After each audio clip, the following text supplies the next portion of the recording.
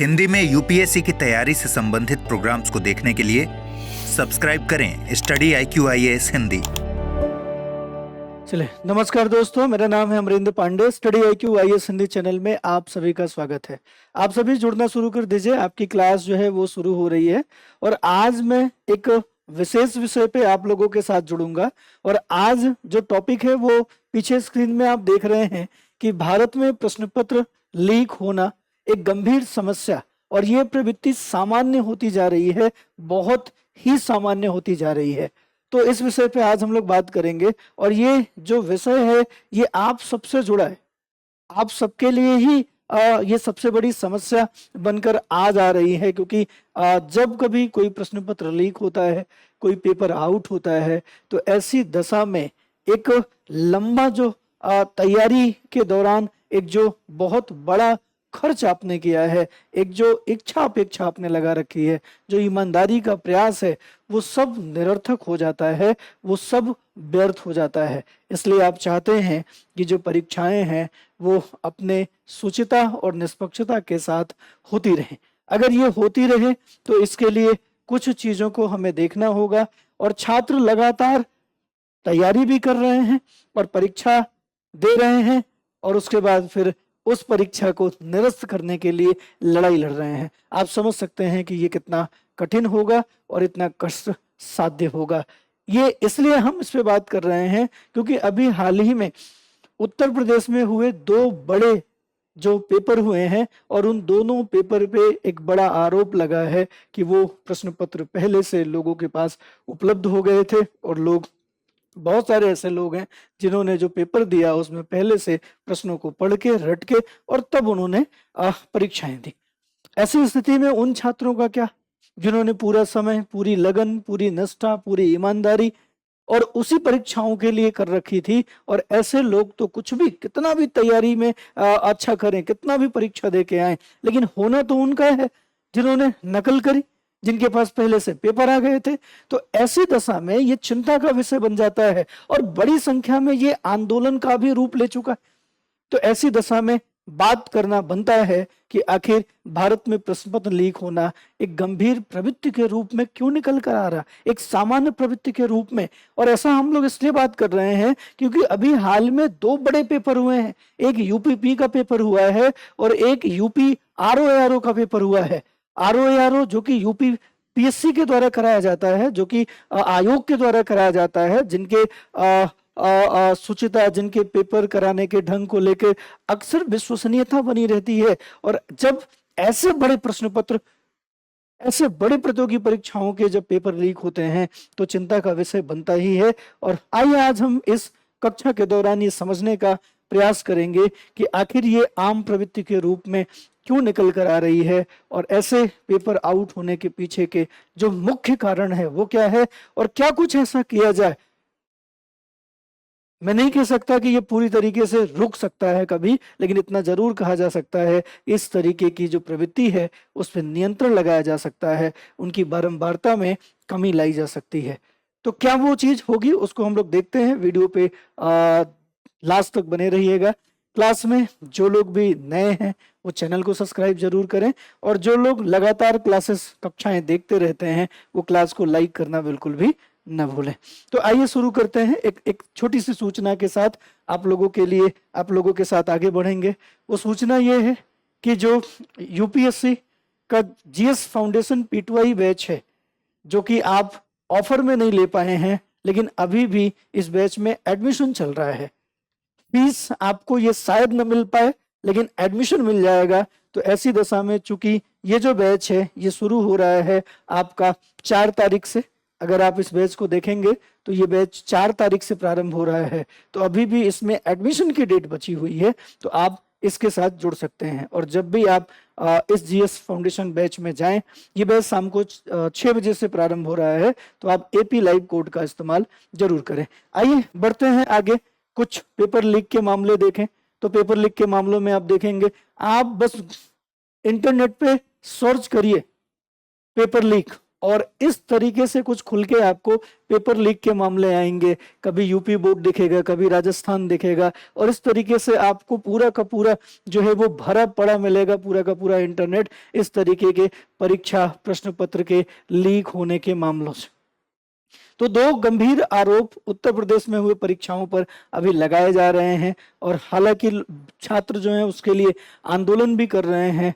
कुछ मामला जो है कुछ स्पष्टता यूपीपी पे क्लियर कर दी गई है, लेकिन आरओ एआरओ पे अभी भी छात्र धरने पे बैठे हुए हैं, और आयोग से उनकी ये मांग है कि इस पेपर को दोबारा से कराया जाए, क्योंकि जो भी ईमानदार और मेहनती प्रतियोगी थे उनके लिए तो ये पूरी तरीके से विभेद है, और उनके लिए तो ये कहीं से भी बर्दाश्त योग्य नहीं है। आगे बढ़ते हैं हम लोग। कुछ देखिए 11 फरवरी आरओ के बारे में देखते हैं जो परीक्षाएं कराई गई। 11 फरवरी 2014 को ये उत्तर प्रदेश लोक सेवा आयोग के द्वारा राज्य का समीक्षा अधिकारी और सहायक समीक्षा अधिकारी जो पद हैं उनके लिए प्रारंभिक परीक्षा आयोजित की गई थी। और प्रारंभिक परीक्षा के जो प्रथम पाली होती है उसके बीतने के बाद सेकंड वाला जो शिफ्ट है उसको स्टार्ट होने से पहले ही सोशल मीडिया पे प्रश्न पत्र लीक होने की खबरें जो हैं वो फैलनी शुरू हो गई, और उसमें कुछ वीडियो भी आ गए। कुछ जगहों पे जो छात्र हैं उन छात्रों ने परीक्षा के पहले शिफ्ट की परीक्षा खत्म होने के बाद ही कुछ सेंटरों पर हंगामा शुरू कर दिया। तो ये चीज थी, और इसी चीज को लेके बाद में विरोध और बढ़ा, और लगातार ये आरोप लगाए जा रहे हैं कि जो आरओ का प्रश्न पत्र था वो पहले से कुछ लोगों के पास मौजूद था पेपर शुरू होने के पहले।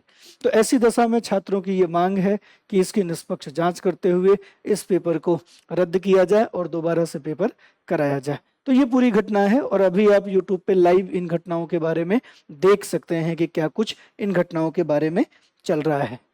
अन्य प्रश्न पत्र लीक होने के मामले की बात करें तो आप देख सकते हैं तेलंगाना राज्य लोक सेवा आयोग के द्वारा परीक्षाएं कराई गई थी। इन्होंने सहायक अभियंता की भर्ती परीक्षा में पेपर लीक होने की जानकारी दी गई, और बाद में इसको रद्द भी कर दिया गया। ऐसे ही नगर पालिका सहायक अभियंता, तकनीकी अधिकारी, कनिष्ठ तकनीकी अधिकारी जैसे पदों के लिए 5 मार्च 2023 को परीक्षा जो हुई थी उसे रद्द करना पड़ा।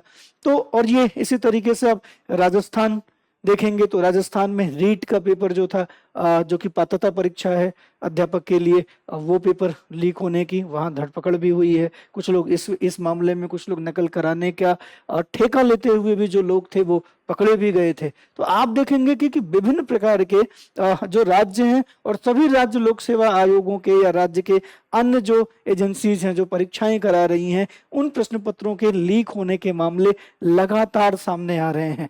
तो ऐसी दशा में क्या कुछ करना जरूरी है कि ये जो प्रश्न पत्र के लीक होने के जो मामले हैं वो मामले किसी न किसी रूप में कम हो, इनकी बारंबारताएं जो हैं वो कम हो, इनकी बारंबारताएं कम हो। तो ऐसी स्थिति में क्या कुछ प्रयास किया गया है? तो एक छोटा सा प्रयास हमें 2024 में ही देखने को मिलता है। सार्वजनिक परीक्षा अनुचित साधनों की रोकथाम विधेयक 2024। ये अनुचित तरीके से जो साधन है परीक्षाओं के दौरान उनके उपयोग करने के दौरान ये रोकने का प्रयास करता है। लेकिन अभी ये जो विधेयक है ये एग्जीक्यूशन में नहीं है, अभी ये विधेयक एग्जीक्यूशन में लाने की बात हो रही है। एक बार कारणों पे जानते हैं कि वो कौन से कारण है जो लगातार प्रश्न पत्र जो है वो लीक को प्रोत्साहित कर रहे हैं, और हर एक राज्य में किसी न किसी रूप में जो परीक्षाएं हो रही हैं उनकी शुचिता, उनकी निष्पक्षता पे प्रश्न चिन्ह लगाए जा रहे हैं। तो कुछ 4 महत्वपूर्ण कारण यहाँ पे आपको पीछे स्लाइड में देखने को मिल रही है। सबसे बड़ा कारण तो व्यक्तिगत लाभ है, और जिसके कारण एक बड़ी समस्या निकल कर आती है जो है भ्रष्टाचार। आप देखेंगे जब भी पेपर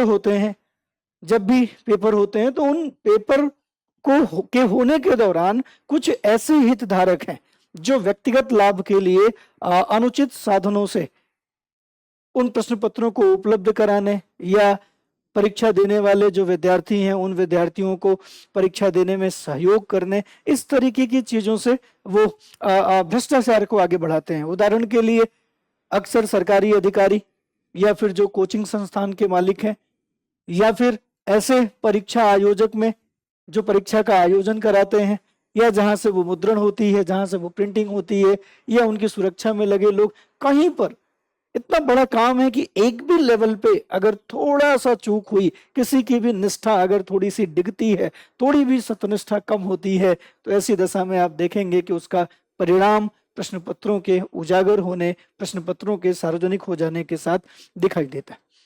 कई बार लोग बड़ी ही सावधानी से इन चीजों को करने का प्रयास करते हैं, लेकिन जो लालच है वो लालच आखिरकार इसे सार्वजनिक कर ही देता है।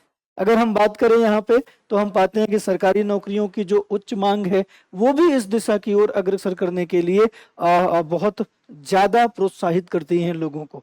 आज अगर हम उत्तर भारत की बात करें, तो हम पाते हैं कि जो उत्तर भारत हमारा है, उस उत्तर भारत में सरकारी नौकरियों को हम किस रूप में देखते हैं? उत्तर भारत में सरकारी नौकरियों को प्रतिष्ठा से जोड़कर देखते हैं। और जब आप प्रतिष्ठा से जोड़कर देखते हैं, तो ऐसी दशा में आप ये पाते हैं कि प्रतिष्ठा की प्राप्ति के लिए कुछ भी, किसी भी साधन तक, किसी भी अनुचित साधन का उपयोग करने की ओर आप अग्रसर होना शुरू कर देते हैं। तो ऐसी दशा में आप देखेंगे कि सरकारी नौकरियों की जो उच्च मांग है और लगातार जो प्रतिस्पर्धा इसके पीछे बढ़ रही है, उस प्रतिस्पर्धा का एक बड़ा कारण है कि हम प्रश्न पत्रों के लीक होने के मामले में आगे बढ़ रहे हैं। और लगातार आज हर एक राज्य, बात पूरे देश की हो रही है, पूरे देश में हर एक राज्यों में प्रश्न पत्रों के लीक होने के मामले देखने को मिलते हैं। इवन नॉर्थ ईस्ट की बात करें तो वहां पर भी आज प्रश्न पत्र जो हैं वो लीक हो रहे हैं परीक्षाओं के। ऐसे ही प्रौद्योगिकी के दुरुपयोग की बात करें, प्रौद्योगिकी के दुरुपयोग की बात करें तो सोशल मीडिया और जो इंटरनेट है, आज इन माध्यमों ने भी प्रश्न पत्रों को लीक करना, प्रश्न पत्रों को सार्वजनिक करना, लोगों तक तेजी से प्रसारित करना आसान बना दिया है। बहुत ऐसे मामले मिले हैं जहां पर लोगों ने मजबूत तकनीक का उपयोग करके प्रश्न पत्रों को हल करने, या फिर जो भी नकल के जो साधन हो सकते हैं, अनुचित तरीके उनके तरफ आगे बढ़ने का प्रयास किया है। तो प्रौद्योगिकियों का जो विस्तार है, उसका जहां एक तरफ पॉजिटिव सेंस में लोग उपयोग करते हैं, वहीं पर एक नकारात्मक जो उपयोग है वो आपको प्रश्न पत्रों के लीक के मामले में देखने को मिलता है। ऐसे ही कमजोर सुरक्षा उपाय, बाकी सारी चीजों को अगर हम छोड़ दें और एक जो नीचे की स्थिति है, सुरक्षा उपाय अगर उसे ही मजबूत कर दिया जाए तकनीकी माध्यम से, और साथ ही साथ ऐसे लोगों द्वारा प्रक्रियाएं उसकी मजबूत कर दी जाए, तो प्रश्न पत्र के मामले को मैं ये नहीं कहता कि पूरी तरीके से समाप्त किया जा सकता है, लेकिन प्रश्न पत्रों की जो लीक होने की बारंबारता है उस पर नियंत्रण अवश्य पाया जा सकता है। तो हम देखेंगे कि वो कौन से साधन हो सकते हैं, वो कौन से साधन हो सकते हैं जिन साधनों से, जिन तरीकों से हम प्रश्न पत्रों के लीक होने के मामले को कम कर सकते हैं। उससे पहले हम ये देखेंगे कि ये जो प्रश्न पत्र लीक होते हैं, उजागर होते हैं, तो इसका प्रभाव किस पे पड़ता है और किन रूपों में पड़ता है, वो बहुत जरूरी है। सबसे पहला तो आप देखेंगे जो ईमानदार छात्र हैं उन पे बड़ा नकारात्मक प्रभाव पड़ता है। ऐसे छात्र जो लगातार मेहनत कर रहे हैं और मेहनत से तैयारी करते हैं, ईमानदारी के साथ तैयारी करते हैं और अपनी योग्यता पे विश्वास करते हुए परीक्षाओं में सफल होने की आस लगाए, उम्मीद लगाए परीक्षा देने जाते हैं, ऐसे छात्रों पर क्या असर होता है जब इन्हें पहले से पता होता है कि जो प्रश्न पत्र है वो कुछ लोगों तक पहले से पहुंच चुका है, या प्रश्न पत्रों के मामले में कुछ भ्रष्टाचार हो रहा है और प्रश्न पत्र में पास वही होंगे जो इन भ्रष्ट तरीकों से प्रश्न पत्र को पहले प्राप्त करने में सफल हुए होंगे, या जो इस तरीके से भ्रष्ट आचरण करके परीक्षाओं को उत्तीर्ण करने के प्रयास में होंगे। तो ऐसे में तो इनका मोटिवेशन, इनका जो प्रश्न पेपर की तैयारी करने के लिए जो इनका उत्साह है वो पूरी तरीके से धराशायी हो जाता है। ऐसे परीक्षा प्रणाली की विश्वसनीयता पर भी चोट आती है। जब इस तरीके के मामले होते हैं तो वो आयोग, वो एजेंसी जो पेपर करा रही होती है, उनकी भी विश्वसनीयता पे प्रश्न चिन्ह उठता है, और आगे भी जब प्रश्न पेपर होते हैं तो ऐसी दशा में भी लोगों के मन में अविश्वास बना रहता है। आर्थिक नुकसान, परीक्षाओं को रद्द कराना पड़ता है, फिर से वो परीक्षाएं दोबारा से आयोजित करना होता है, सेंटर्स बनाने होते हैं, पेपर छपवाने होते हैं।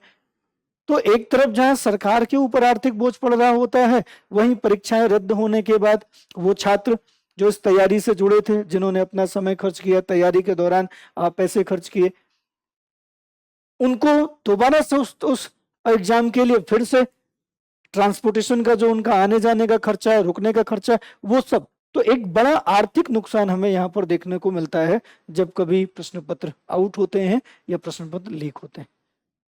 ऐसी दशा में हमें ये विचार करना होगा कि कौन से ऐसे कारण हैं जिन कारणों से हम इस समस्या से निपट सकते हैं, इस समस्या से पार पा सकते हैं। तो अगर निपटने की बात करें तो परीक्षा प्रक्रियाओं में पारदर्शिता बहुत जरूरी है, और ये पारदर्शिता आपको हर एक चरण में बनाए रखनी होगी। हर एक स्तर पे पारदर्शिता की आवश्यकता है। जहां पारदर्शिता कम होती है वहीं से भ्रष्टाचार शुरू होते हैं, और अक्सर परीक्षाओं में कई बार पारदर्शिता का अभाव देखने को मिलता है। दूसरा, सख्त कानून और दंड का प्रावधान होने चाहिए। इस मामले में ऐसे बड़े कानूनों का हमें अभाव देखने को मिलता है, और जब कभी ऐसे अपराध में कोई पकड़ा जाता है तो उसके लिए जो दूसरे अन्य अपराध हैं उन अपराधों में उसको दोषी मान के और फिर वही पुरानी प्रक्रिया उनके साथ शुरू की जाती है, न्याय प्रक्रिया, जो कि लंबी चलती है। तो यहाँ पे कुछ ऐसे विशेष कानून होने चाहिए जो इस तरीके के अपराध को कठोर अपराध, गंभीर अपराध माने, और ऐसे अपराधों में त्वरित दंड का प्रावधान हो, वो भी कठोर दंड का प्रावधान हो। जब तक उदाहरण नहीं सेट होंगे तब तक ऐसे करने वाले लोगों का जो मनोबल है वो ऐसा ही बना रहेगा। इसलिए आवश्यक है कि सरकार को सख्त कानून और दंड का प्रावधान करना चाहिए, और इसकी प्रक्रिया को भी विशेष रूप से त्वरित रूप में जो दंड का प्रावधान है वो त्वरित रूप में दंड देना भी चाहिए। सुरक्षा में सुधार की जरूरत है। प्रश्न पत्र के मुद्रण की बात, जहां वो प्रिंटिंग होता है, परिवहन, भंडारण और कड़े सुरक्षा उपाय, हर एक चरण पे, हर एक स्तर पे कड़े सुरक्षा उपाय होने चाहिए। जहां पर भी किसी भी लेवल पे अगर थोड़ी सी भी, किसी भी चरण में थोड़ी सी भी अगर चूक होती है तो आप देखेंगे उसका परिणाम वही होगा जो प्रवृत्ति हम लगातार ऊपर से पढ़ रहे हैं। तकनीकी समाधान भी किया जा सकता है, जैसे अगर तकनीक का सही इस्तेमाल किया जाए, डिजिटल निगरानी उसकी रखी जाए, तो प्रश्न पत्रों की सुरक्षा बढ़ाने में मदद मिल सकती है। और आखिरी जो बात है, जो सबसे महत्वपूर्ण बात है, वो जन जागरूकता होना चाहिए। परीक्षा की निष्पक्षता और गरिमा की रक्षा के लिए उम्मीदवारों और आम जनता दोनों को सक्रिय भूमिका निभानी चाहिए, और दोनों को ये मानना चाहिए कि योग्यता आधारित शासन प्रशासन जो है वही एक अच्छे लोक कल्याणकारी राज्य की स्थापना कर सकता है। तो अगर आप भ्रष्ट तरीके से भ्रष्ट लोगों को अगर परीक्षाओं के माध्यम से शासन प्रशासन में जाने देंगे तो बाद में वही भ्रष्ट लोग आप लोगों के साथ भी भ्रष्ट व्यवहार करेंगे। इसलिए प्रश्न पत्र जो है वो सही ढंग से संचालित हो सके, परीक्षाएं सही ढंग से संचालित हो सके, और लोग अपनी योग्यता के दम पे जो परीक्षाएं हैं वो पास करके सेवाओं में जाएं, तभी एक बेहतर तंत्र की स्थापना हो सकती है। तो आज हम लोगों ने इस क्लास में देखा कि जो आम प्रवृत्ति बनती जा रही है प्रश्न पत्रों के लीक होने का, उसके पीछे विशेषकर कारण क्या है, उसका प्रभाव किस पे पड़ता है, और उसके निपटने के उपाय क्या है, ये हम लोगों ने यहाँ पे देखा है। 4 तारीख तक P2I बैच, फाउंडेशन बैच में एडमिशन लेने की तिथि अभी बाकी है, तो आप फटाफट AP लाइव कोड के साथ इस बैच के साथ जुड़ सकते हैं। 2025 की तैयारी के लिए एक महत्वपूर्ण बैच है जो शाम 6 बजे से शुरू हो रहा है। तो क्लास अच्छी लगी, आप क्लास को लाइक करें, और आगे भी महत्वपूर्ण जानकारियों के लिए, अच्छी कक्षाओं के लिए और एक बेहतर प्लेटफॉर्म अगर आप चाहते हैं तैयारी का, तो स्टडी IQ के जो चैनल है स्टडी IQ IAS हिंदी, इसको सब्सक्राइब करें, और क्लास पे अगर आप रेगुलर वाचर हैं तो आप क्लास को लाइक करना ना भूलिए। चलिए, बहुत बहुत धन्यवाद। फिर मिलते हैं किसी दूसरे महत्वपूर्ण वीडियो के साथ। जय हिंद। हिंदी में UPSC की तैयारी से संबंधित प्रोग्राम्स को देखने के लिए सब्सक्राइब करें स्टडी IQ IAS हिंदी।